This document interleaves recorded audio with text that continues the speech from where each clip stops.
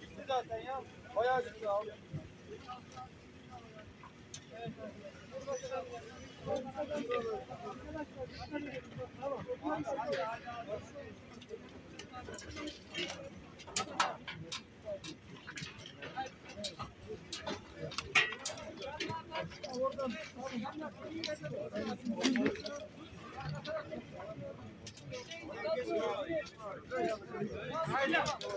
Şimdi dönebileceğimiz yer neresi? Dönebileceğimiz.